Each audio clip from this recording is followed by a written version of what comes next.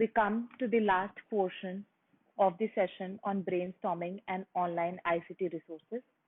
Till now, we have talked about two softwares which can be used as a brainstorming software. One, FreePlane, and other, MindMeister.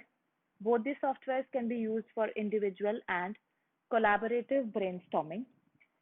However, we see that there are certain challenges which electronic brainstorming techniques can offer, and we will have to find out possible ways to overcome those challenges. The challenges can occur in form of all these. One, that it would be difficult for students to type the idea rather than saying it. Students find it more convenient to say the ideas and express them by speaking rather than by writing.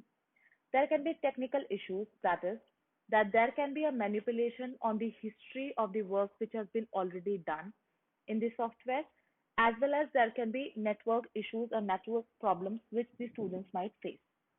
There is always a fear of criticism that the students might encounter because they would have this fear that their ideas would not be accepted by all. The topic can be sensitive, and on those sensitive topics, there is a possibility that students do not express their ideas freely. Also, there can be distractions by unwanted posts and comments. Students can be demotivated by seeing such unwanted posts and comments. Also, electronic brainstorming might not be very suitable and useful when it comes to highly ambiguous tasks. If the tasks are not properly structured and are ambiguous, it might not result into proper idea generation process. And lastly, there can be a challenge of social loafing. The students might not find themselves responsible for the group performance. Rather, they would be having a laid back attitude that their individual contributions might not contribute to group performance. This is social loafing, and this might also be a challenge when it comes to electronic brainstorming. However, we can opt for possible, methods and solutions to overcome these challenges. These are the proposed solutions that we can use in order to overcome those challenges. One, that instead of having posts, we can have voice messages which can be posted on the group. The other thing is that the facilitators or the teachers also have to train themselves with how the software works, what can be the possible guidelines. These guidelines have to be clearly communicated to the students.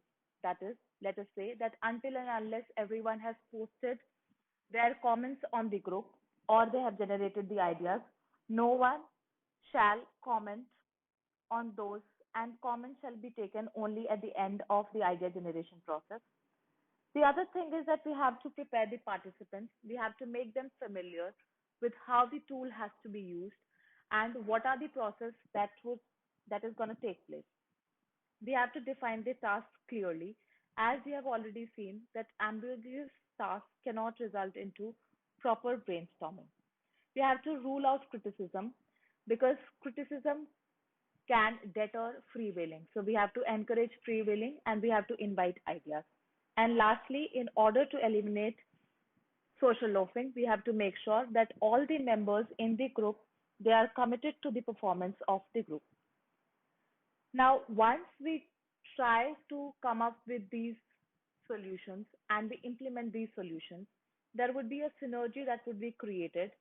Why? Because there would be an increase in participation, there would be an increase in knowledge assessment. Peer learning is taking place through electronic brainstorming.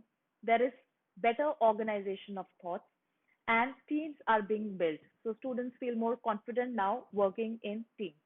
So in higher education context, we see that electronic brainstorming can work and it can create a synergy effect. These are the references which you can refer to.